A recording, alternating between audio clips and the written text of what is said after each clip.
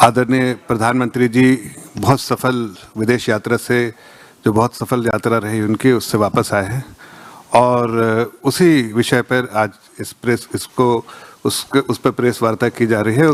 कुछ महत्वपूर्ण मुद्दे हैं, उस पर जो है आदरणीय सुधांशु त्रिवेदी जी करेंगे। इनके बारे में इंट्रोडक्शन कह दे, हमारे मेंबर ऑफ पार्लियामेंट है भारतीय जनता पार्टी के, आप सब लोग इन्हें जानते भी हैं और ये राष्ट्रीय प्रवक्ता भी है, लेकिन साथ साथ इनकी प्रेस कॉन्फ्रेंस जो है बार बार आप लोगों के सामने होती है अलग अलग मुद्दे पर। आज भी एक बहुत महत्वपूर्ण मुद्दा है जिस पे ये प्रेस वार्ता करेंगे। आदरणीय सुधांशु त्रिवेदी जी। मित्रों, प्रधानमंत्री श्री नरेंद्र मोदी जी अपनी एक सुदीर्घ विदेश यात्रा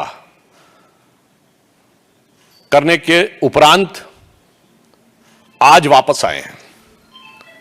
इस लंबी विदेश यात्रा में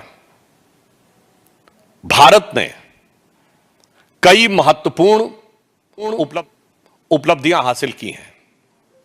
नंबर 1, आतंकवाद के विषय पर एक वैश्विक स्वीकार्यता प्रधानमंत्री जी के द्वारा अंतर्राष्ट्रीय मंच पर स्थापित हुई, जब ब्रिक्स शिखर सम्मेलन में आतंकवाद वाले विषय के ऊपर न सिर्फ सर्वसम्मति के साथ भारत के पक्ष का अनुमोदन हुआ, बल्कि प्रधानमंत्री जी ने बहुत स्पष्ट कहा कि आतंकवाद के पीड़ित और आतंकवाद के प्रायोजक को एक तराजू पर नहीं तौला जा सकता। दूसरा, भारत अब विश्व की चौथी बड़ी अर्थव्यवस्था हो गया है और शीघ्र ही तीसरी बड़ी अर्थव्यवस्था बनने जा रहा है। तो हमारे आर्थिक हित और सामरिक हित बहुत से महत्वपूर्ण मेटीरियल्स के ऊपर निर्भर है, जिनमें rare earth metals, uranium, lithium, gold और डायमंड जैसे क्रिटिकल मटेरियल्स हैं। घाना और नामीबिया जैसे देश जो इस प्रकार के तत्वों की प्राकृतिक रूप से बड़ा संग्रह उनके पास है, उन देशों के साथ भारत का एग्रीमेंट होना न सिर्फ भारत को आत्मनिर्भर बनाता है, बल्कि क्रिटिकल रेयर अर्थ मटेरियल के लिए किसी एक देश पर अत्यधिक निर्भरता से मुक्ति भी दिलाता है। तो यह आर्थिक दृष्टि से भी भारत के लिए अत्यंत उपलब्धिपूर्ण यात्रा रही। तीसरा, भारतवंशी समुदाय यानी इंडियन डायस्पोरा आज पूरे विश्व में एक बहुत प्रभावी और सृजनात्मक भूमिका निभाने वाला समुदाय है। ट्रिनिडाद टोबैको और घाना जैसे देशों से जो भारतीय मूल के लोगों का संबंध घाना से लगभग शताब्दी पूर्व का है और ट्रिनिडाद एंड टोबैको से 180 साल पुराना संबंध है। आप सभी ने देखा कि ट्रिनिडाद की प्रधानमंत्री जो कमला विश्वेश्वर जी हैं, वो मूलतः बिहार के बक्सर की रहने वाली हैं। यानी एक प्रकार का कैसा सामाजिक और सांस्कृतिक संबंध भारत का इन देशों के साथ है, उसको एक नए आयाम तक पहुंचाना यह तीसरी बड़ी उपलब्धि है। सो आई वांट टू से categorically, after this immensely successful tour of the countries, there are three main takeaways. Prime Minister has unequivocally and categorically established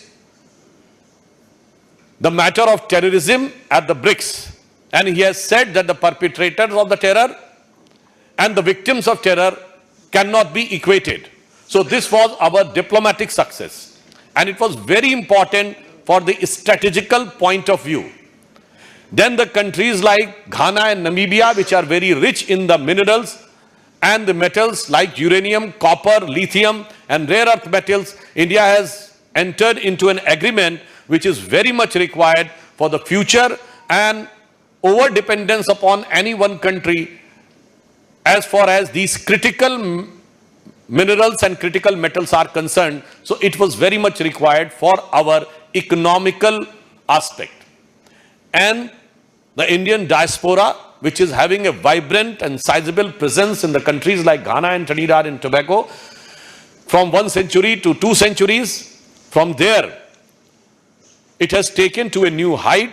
As you know that the Prime Minister of Trinidad and Tobago, Kamala Viseshwarji, is from the Buxar area of Bihar, and this has taken India's emotional connect and cultural and social connect with those countries to a new dimension.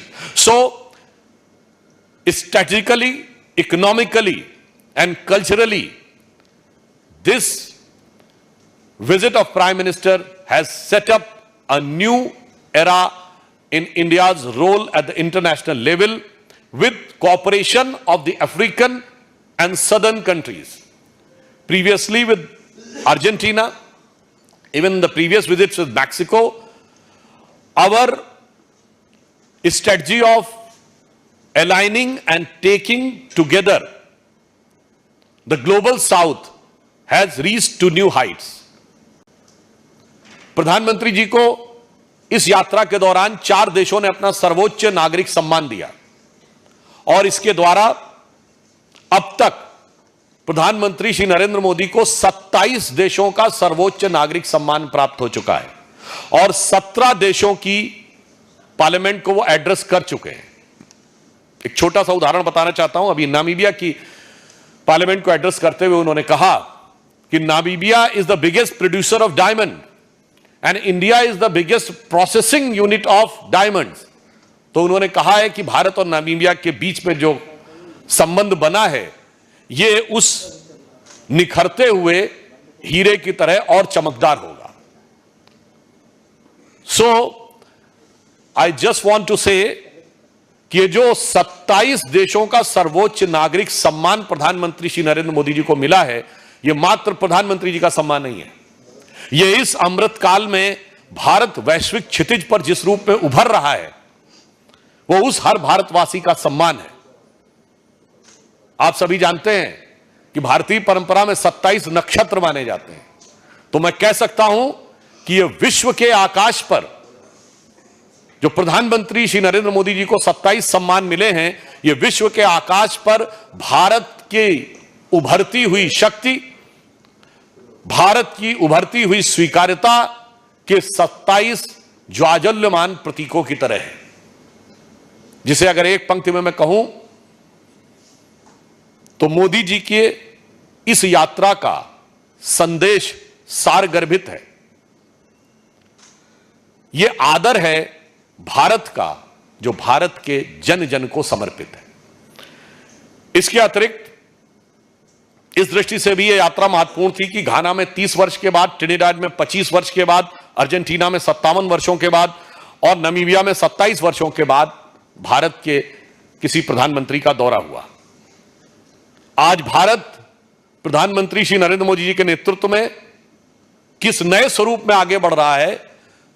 BRICS summit हुई, एक दौर था हमारी सरकार आने से पहले जब ब्रिक्स में भारत को वीकेस्ट पॉइंट माना जाता था। Today India has become the brightest point in BRICS. हम विश्व के एकमात्र देश हैं जो ब्रिक्स के भी मेंबर हैं और क्वाड के भी मेंबर हैं। यह दर्शाता है कि प्रधानमंत्री श्री नरेंद्र मोदी जी के नेतृत्व में भारत की विदेश नीति अब एक नए युग में प्रवेश कर गई है। किसी जमाने में हम गुट निरपेक्ष हुआ करते थे, आज हम विश्व में सर्वसमावेशी की तरफ बढ़ रहे हैं। There used to be a time when India was considered as non-aligned. Now our foreign policy is all aligned. That's why we are the only country in the world which is a member of BRICS as well as Quad. और वैसे भी अगर आप लोगों ने इस विषय पर थोड़ा ध्यान दिया होगा, किसी ने पढ़ा होगा, तो यूरोपियन पार्लियामेंट्री रिसर्च सर्विस ने यह कहा है कि बाय 2035 वर्ल्ड एक मल्टीपोलर वर्ल्ड ऑर्डर की तरफ आगे बढ़ रहा है। आज वर्ल्ड की टॉप 4 इकोनॉमीज में सिर्फ एक यूरोपियन इकोनॉमी है, दैट इज जर्मन, और 2 एशियन है, India and China. Most likely with in a year all top 3 में 2 एशियन होंगी, एक अमेरिका होगा, मोस्ट लाइकली यूरोपियन कंट्रीज नहीं होंगे। This will be a major shift in the entire global world order after industrial revolution. तो हम कह सकते हैं कि इस उभरते नए वैश्विक परिदृश्य में भारत प्रधानमंत्री श्री नरेंद्र मोदी जी के कुशल नेतृत्व में जिस कुशलता के साथ, जिस दक्षता के साथ और जिस प्रखरता के साथ उभर रहा है और विकास की नई ऊंचाइयों को चढ़ रहा है, उसे एक पंक्ति में मैं कहना चाहूंगा कि स्वप्न देखा था कभी वो आज हर धड़कन में है, एक नया भारत बनाने का इरादा मन में है, बढ़ रहे हैं हम प्रगति की ओर जिस रफ्तार से, कर रहा है विश्व भी हमको नमन उस पार से। धन्यवाद। अगर आपका कोई सवाल है तो एक एक करके पूछिए। हाँ प्लीज। सर, 5 देशों की ये सफल यात्रा रही, हमने देखा था कि जब भारत में G20 हुआ था तो भारत की अगुवाई में ही ग्लोबल साउथ को इस तरह से प्रमुखता मिली और शामिल किया गया, और अब हमने देखा है कि 4 सर्वोच्च नागरिक सम्मान दिया गया जो भारत जो भविष्य में दिखाता है। तो ये क्या जो एक आपने शिफ्ट की बात की, क्या हमारा जो फोकस है वो अफ्रीकी देशों पर भी है और हम एक अगुवाई कर रहे हैं ग्लोबल साउथ का, ये भी देखिए, हमारी सरकार आने के बाद विदेश नीति में फंडामेंटल चेंज आया। उससे पहले 3 ही चीजों में विदेश नीति रहती थी, डिप्लोमेटिक, इकोनॉमिक और मिलिट्री। हमने इसमें 2 डायमेंशन जोड़े, इंडियन डायस्पोरा एंड कल्चर। अब किसी विश्व के किसी एक क्षेत्र की तरफ संपूर्ण विदेश नीति को देखने की बजाय एक सर्वव्यापक और एक सर्वसमावेशी विदेश नीति का उदय मोदी जी के नेतृत्व में हुआ है। We are looking toward east also and we are having a very strong connect with the global south also. Sudhanshu ji ने जो कहा था, क्वाड के मेंबर भी है भारत ब्रिक्स का भी मेंबर है और Bharat permanent invitee G7 nation में, ये खिताब सिर्फ हिंदुस्तान को ही है, बाकी कोई ऐसा दुनिया का देश नहीं जो कि तीनों का मेंबर हो। कोई दूसरा सवाल किसी का हो? Gaurav ji please. Sir, BRICS सफल रहा है आज भारत की, वहाँ भारत का डंका बजा है, लेकिन ट्रंप बहुत नाराज है, बोल रहे हैं कि 10% एक्स्ट्रा टैरिफ लगाएंगे ब्रिक्स वाले देशों पे, तो भारत पे भी रहेगा। इस पे क्या कहेंगे?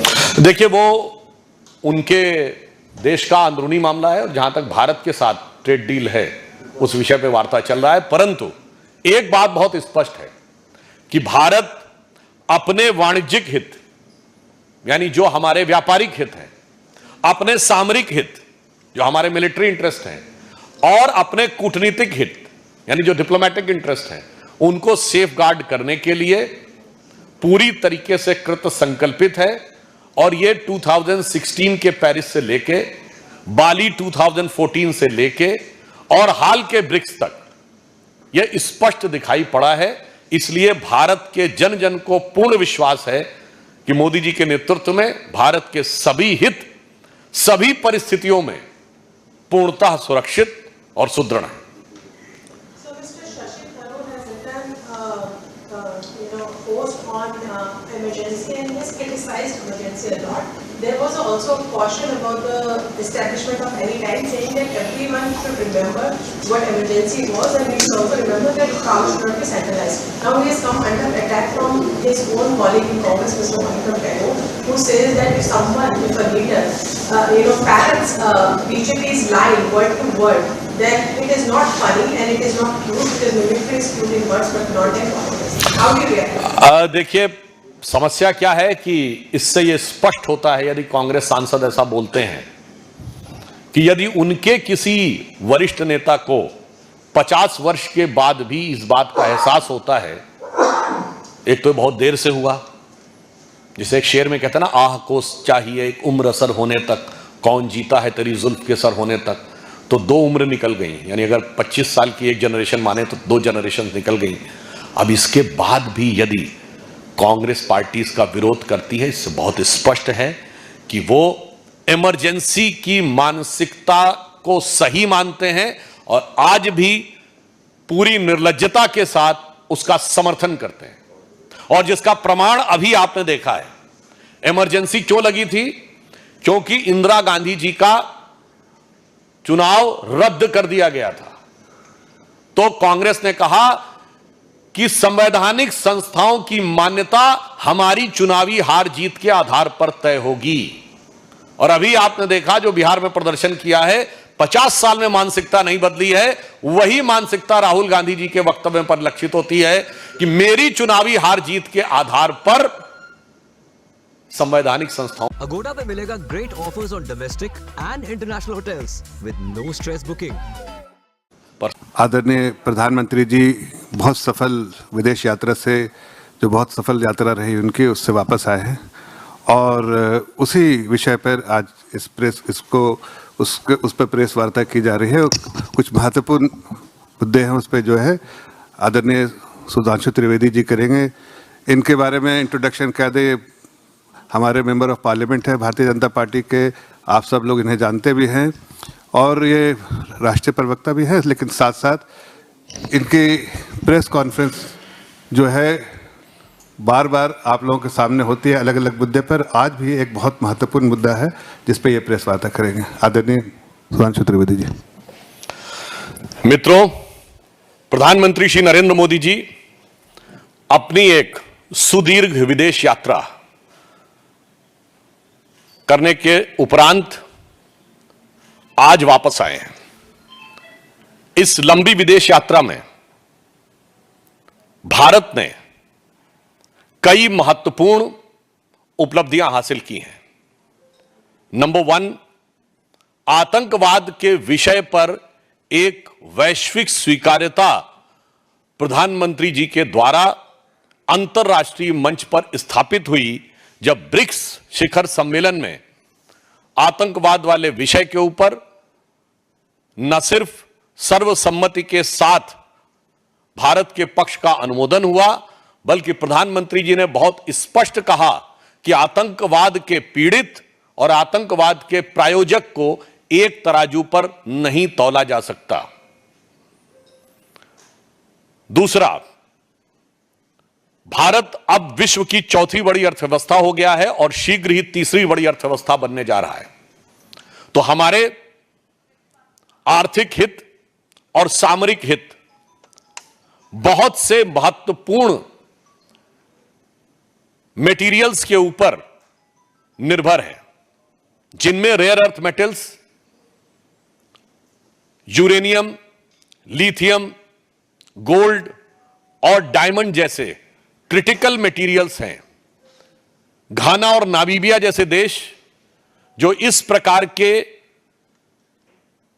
तत्वों की प्राकृतिक रूप से बड़ा संग्रह उनके पास है, उन देशों के साथ भारत का एग्रीमेंट होना न सिर्फ भारत को आत्मनिर्भर बनाता है, बल्कि क्रिटिकल रेयर अर्थ मटेरियल के लिए किसी एक देश पर अत्यधिक निर्भरता से मुक्ति भी दिलाता है। तो यह आर्थिक दृष्टि से भी भारत के लिए अत्यंत उपलब्धिपूर्ण यात्रा रही। तीसरा, भारतवंशी समुदाय यानी इंडियन डायस्पोरा आज पूरे विश्व में एक बहुत प्रभावी और सृजनात्मक भूमिका निभाने वाला समुदाय है। ट्रिनिडाद टोबैको और घाना जैसे देशों से जो भारतीय मूल के लोगों का संबंध घाना से लगभग शताब्दी पूर्व का है और ट्रिनिडाद एंड टोबैको से 180 साल पुराना संबंध है। आप सभी ने देखा कि ट्रिनिडाद की प्रधानमंत्री जो कमला विश्वेश्वर जी हैं, वो मूलतः बिहार के बक्सर की रहने वाली हैं।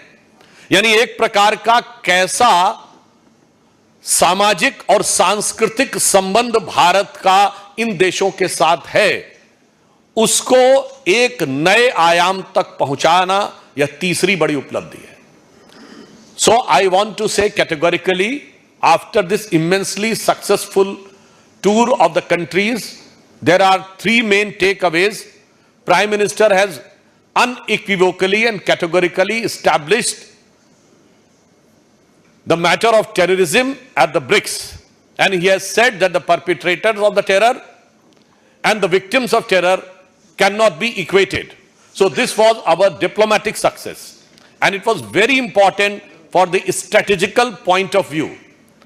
Then the countries like Ghana and Namibia, which are very rich in the minerals and the metals like uranium, copper, lithium, and rare earth metals, India has entered into an agreement which is very much required for the future, and over dependence upon any one country as far as these critical minerals and critical metals are concerned. So it was very much required for our economical aspect. And the Indian diaspora, which is having a vibrant and sizable presence in the countries like Ghana and Trinidad and Tobago, from 1 century to 2 centuries, from there, it has taken to a new height. As you know that the Prime Minister of Trinidad and Tobago, Kamala Viseshwarji, is from the Buxar area of Bihar, and this has taken India's emotional connect and cultural and social connect with those countries to a new dimension. So, strategically, economically, and culturally, this visit of Prime Minister has set up a new era in India's role at the international level with cooperation of the African and southern countries. Previously with Argentina, even the previous visits with Mexico, our strategy of aligning and taking together the global south has reached to new heights. प्रधानमंत्री जी को इस यात्रा के दौरान 4 देशों ने अपना सर्वोच्च नागरिक सम्मान दिया, और इसके द्वारा अब तक प्रधानमंत्री श्री नरेंद्र मोदी को 27 देशों का सर्वोच्च नागरिक सम्मान प्राप्त हो चुका है, और 17 देशों की पार्लियामेंट को वो एड्रेस कर चुके हैं। एक छोटा सा उदाहरण बताना चाहता हूं। अभी नामीबिया की पार्लियामेंट को एड्रेस करते हुए उन्होंने कहा कि Namibia is the biggest producer of diamond and India is the biggest processing unit of diamonds. तो उन्होंने कहा है कि भारत और नामीबिया के बीच में जो संबंध बना है, ये उस निखरते हुए हीरे की तरह और चमकदार होगा। सो आई जस्ट वांट टू से कि ये जो 27 देशों का सर्वोच्च नागरिक सम्मान प्रधानमंत्री श्री नरेंद्र मोदी जी को मिला है, ये मात्र प्रधानमंत्री जी का सम्मान नहीं है, ये इस अमृत काल में भारत वैश्विक क्षितिज पर जिस रूप में उभर रहा है, वो उस हर भारतवासी का सम्मान है।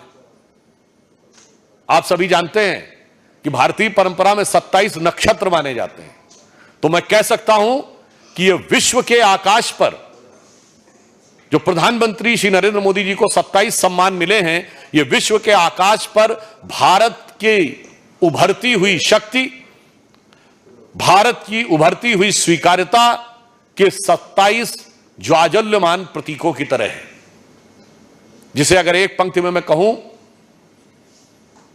तो मोदी जी के इस यात्रा का संदेश सारगर्भित है। यह आदर है भारत का, जो भारत के जन जन को समर्पित है। इसके अतिरिक्त इस दृष्टि से भी यह यात्रा महत्वपूर्ण थी कि घाना में 30 वर्ष के बाद, ट्रिनिडाड में 25 वर्ष के बाद, अर्जेंटीना में 57 वर्षों के बाद और नामीबिया में 27 वर्षों के बाद भारत के किसी प्रधानमंत्री का दौरा हुआ। आज भारत प्रधानमंत्री श्री नरेंद्र मोदी जी के नेतृत्व में किस नए स्वरूप में आगे बढ़ रहा है। ब्रिक्स समिट हुई, एक दौर था हमारी सरकार आने से पहले जब ब्रिक्स में भारत को वीकेस्ट पॉइंट माना जाता था। Today India has become the brightest point in BRICS. हम विश्व के एकमात्र देश हैं जो ब्रिक्स के भी मेंबर हैं और क्वाड के भी मेंबर हैं। यह दर्शाता है कि प्रधानमंत्री श्री नरेंद्र मोदी जी के नेतृत्व में भारत की विदेश नीति अब एक नए युग में प्रवेश कर गई है। किसी जमाने में हम गुट निरपेक्ष हुआ करते थे, आज हम विश्व में सर्वसमावेशी की तरफ बढ़ रहे हैं। There used to be a time when India was considered as non-aligned. Now our foreign policy is all aligned. That's why we are the only country in the world which is a member of BRICS as well as Quad. और वैसे भी अगर आप लोगों ने इस विषय पर थोड़ा ध्यान दिया होगा, किसी ने पढ़ा होगा, तो यूरोपियन पार्लियामेंट्री रिसर्च सर्विस ने यह कहा है कि बाय 2035 वर्ल्ड एक मल्टीपोलर वर्ल्ड ऑर्डर की तरफ आगे बढ़ रहा है। आज वर्ल्ड की टॉप 4 इकोनॉमीज में सिर्फ एक यूरोपियन इकोनॉमी है, दैट इज जर्मन, और 2 एशियन है, India and China. Most likely with in a year all top 3 में 2 एशियन होंगी, 1 अमेरिका होगा, मोस्ट लाइकली यूरोपियन कंट्रीज नहीं होंगे। This will be a major shift in the entire global world order after industrial revolution. तो हम कह सकते हैं कि इस उभरते नए वैश्विक परिदृश्य में भारत प्रधानमंत्री श्री नरेंद्र मोदी जी के कुशल नेतृत्व में जिस कुशलता के साथ, जिस दक्षता के साथ और जिस प्रखरता के साथ उभर रहा है और विकास की नई ऊंचाइयों को चढ़ रहा है, उसे एक पंक्ति में मैं कहना चाहूंगा कि स्वप्न देखा था कभी वो आज हर धड़कन में है। एक नया भारत बनाने का इरादा मन में है। बढ़ रहे हैं हम प्रगति की ओर, जिस रफ्तार से कर रहा है विश्व भी हमको नमन उस पार से। धन्यवाद। अगर आपका कोई सवाल है तो एक एक करके पूछिए। हाँ प्लीज। सर, 5 देशों की ये सफल यात्रा रही। हमने देखा था कि जब भारत में G20 हुआ था तो भारत की अगुवाई में ही ग्लोबल साउथ को इस तरह से प्रमुखता मिली और शामिल किया गया, और अब हमने देखा है कि 4 सर्वोच्च नागरिक सम्मान दिया गया जो भारत के भविष्य में दिखाता है। तो ये क्या जो एक आपने शिफ्ट की बात की, क्या हमारा जो फोकस है वो अफ्रीकी देशों पर भी है और हम एक अगुवाई कर रहे हैं ग्लोबल साउथ का, ये भी देखिए, हमारी सरकार आने के बाद विदेश नीति में फंडामेंटल चेंज आया। उससे पहले 3 ही चीजों में विदेश नीति रहती थी, डिप्लोमेटिक, इकोनॉमिक और मिलिट्री। हमने इसमें 2 डायमेंशन जोड़े, इंडियन डायस्पोरा एंड कल्चर। अब किसी विश्व के किसी एक क्षेत्र की तरफ संपूर्ण विदेश नीति को देखने की बजाय एक सर्वव्यापक और एक सर्वसमावेशी विदेश नीति का उदय मोदी जी के नेतृत्व में हुआ है। We are looking toward east also and we are having a very strong connect with the global south also. Sudhanshu ji ने जो कहा था, क्वाड के मेंबर भी है भारत ब्रिक्स का भी मेंबर है और Bharat permanent invitee G7 nation में, ये खिताब सिर्फ हिंदुस्तान को ही है, बाकी कोई ऐसा दुनिया का देश नहीं जो कि तीनों का मेंबर हो। कोई दूसरा सवाल किसी का हो? Gaurav ji please. Sir, BRICS सफल रहा है आज भारत की, वहाँ भारत का डंका बजा है, लेकिन ट्रंप बहुत नाराज है। बोल रहे हैं कि 10% एक्स्ट्रा टैरिफ लगाएंगे ब्रिक्स वाले देशों पे, तो भारत पे भी रहेंगे। इस पे क्या कहेंगे? देखिए, वो उनके देश का अंदरूनी मामला है और जहां तक भारत के साथ ट्रेड डील है उस विषय पे वार्ता चल रहा है। परंतु एक बात बहुत स्पष्ट है कि भारत अपने वाणिज्यिक हित, यानी जो हमारे व्यापारिक हित हैं, अपने सामरिक हित जो हमारे मिलिट्री इंटरेस्ट हैं, और अपने कूटनीतिक हित यानी जो डिप्लोमेटिक इंटरेस्ट हैं, उनको सेफ गार्ड करने के लिए पूरी तरीके से कृत संकल्पित है। और ये 2016 के पेरिस से लेके, बाली 2014 से लेके और हाल के ब्रिक्स तक यह स्पष्ट दिखाई पड़ा है। इसलिए भारत के जन जन को पूर्ण विश्वास है कि मोदी जी के नेतृत्व में भारत के सभी हित सभी परिस्थितियों में पूर्णतः सुरक्षित और सुदृढ़ है। So Mr. Shashi Tharoor has written, post on emergency and he has criticized emergency a lot. There was also a caution about the establishment of any time, saying that everyone should remember what emergency was, and we should also remember that power should not be centralized. Now he has come under attack from his own colleague in Congress, Mr. Monica Bello, who says that if someone, if a leader, parrots BJP's line word to word, then it is not funny and it is not cute, because mimicry is cute in words but not in context. How do you react? देखिए, समस्या क्या है कि इससे यह स्पष्ट होता है, यदि कांग्रेस सांसद ऐसा बोलते हैं कि यदि उनके किसी वरिष्ठ नेता को 50 वर्ष के बाद भी इस बात का एहसास होता है, एक तो बहुत देर से हुआ, जिसे एक शेर में कहते हैं ना, आह को चाहिए एक उम्र असर होने तक, कौन जीता है तेरी जुल्फ के सर होने तक, तो 2 उम्र निकल गई। यानी अगर 25 साल की एक जनरेशन माने तो 2 जनरेशन निकल गई।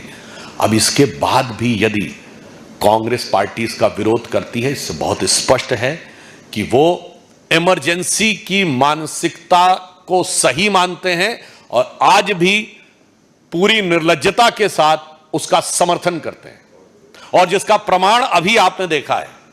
इमरजेंसी क्यों लगी थी? क्योंकि इंदिरा गांधी जी का चुनाव रद्द कर दिया गया था। तो कांग्रेस ने कहा कि संवैधानिक संस्थाओं की मान्यता हमारी चुनावी हार जीत के आधार पर तय होगी। और अभी आपने देखा जो बिहार में प्रदर्शन किया है, 50 साल में मानसिकता नहीं बदली है। वही मानसिकता राहुल गांधी जी के वक्तव्य पर लक्षित होती है कि मेरी चुनावी हार जीत के आधार पर संवैधानिक संस्थाओं की मान्यता तय होगी। तो यह दर्शाता है कि पीढ़ियां बदल गई।